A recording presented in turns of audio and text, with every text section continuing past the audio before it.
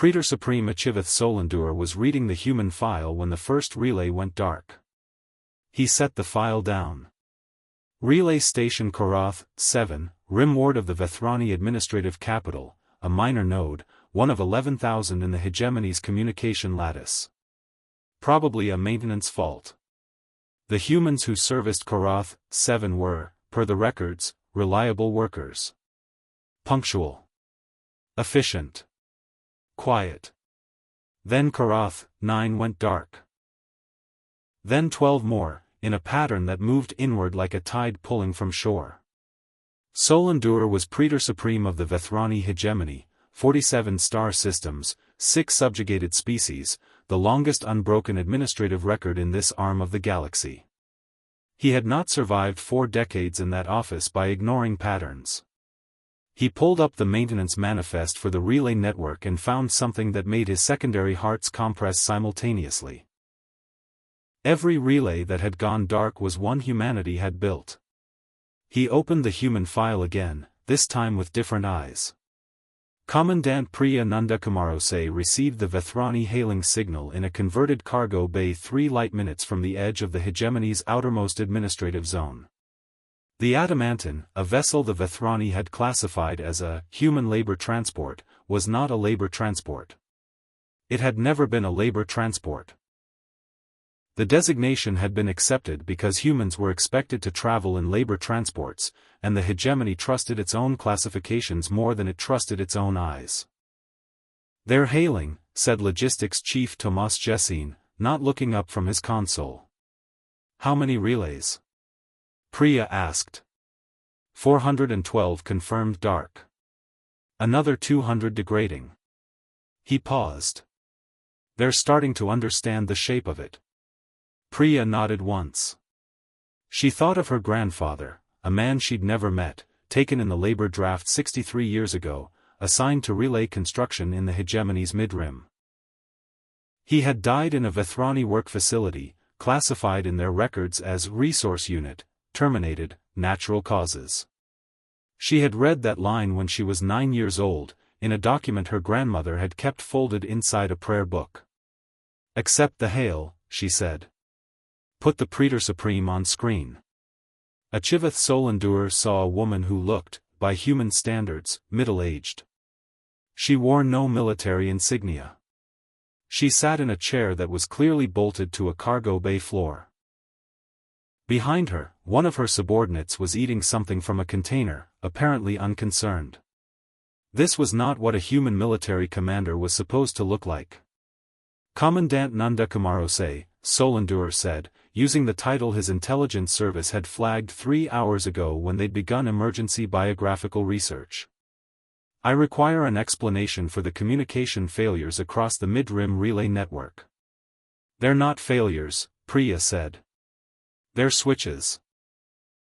Solandur felt something he had not felt in 40 years of governance, the specific sensation of the ground becoming uncertain beneath his feet.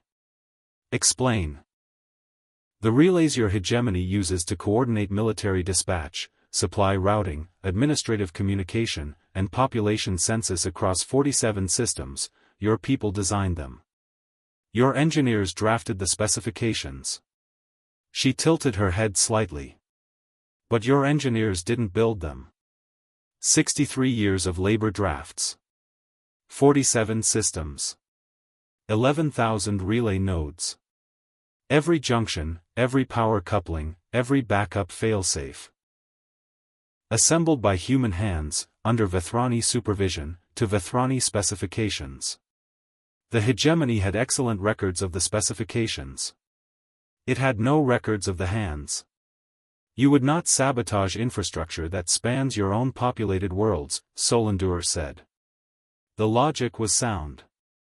The hegemony had deliberately interspersed human labor populations throughout its administrative territories, not out of cruelty, though cruelty had not been avoided, but as insurance. Hostages distributed so widely they couldn't be extracted. Priya's expression didn't change.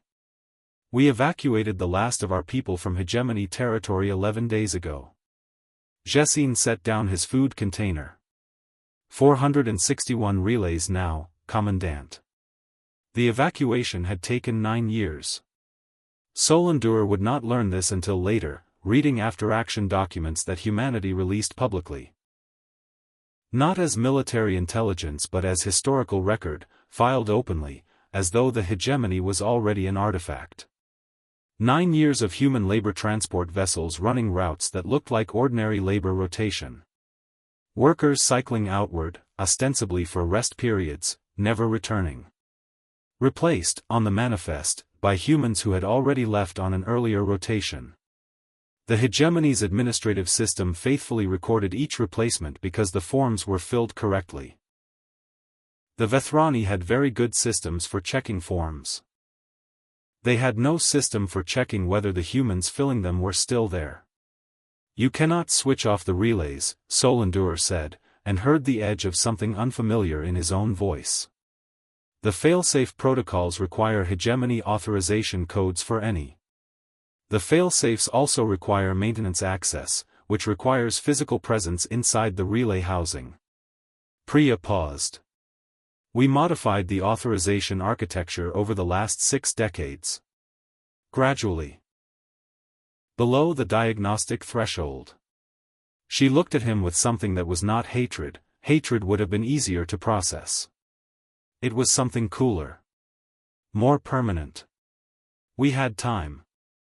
The second revelation reached Solandur 20 minutes later, when his logistics minister attempted to reroute military dispatch through the food distribution network.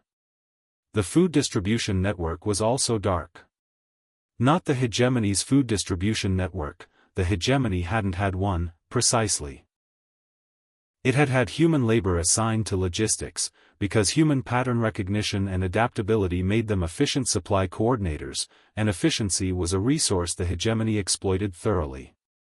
Over 6 decades, those human logistics coordinators had built, maintained, and quietly restructured the supply chains that fed every Vethrani administrative center, every military garrison, every civilian hub across 47 systems.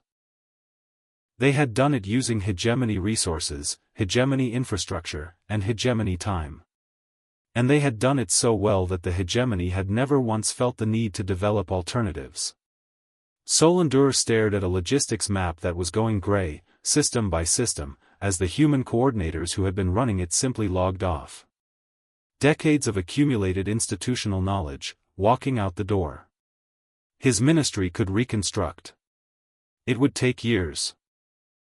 His military garrisons would need resupply within weeks. You planned this, he said, and it came out not as accusation but as a form of comprehension arriving too late. The betrayal. We took your people as labor. And you decided to be very, very good at our jobs, Priya said.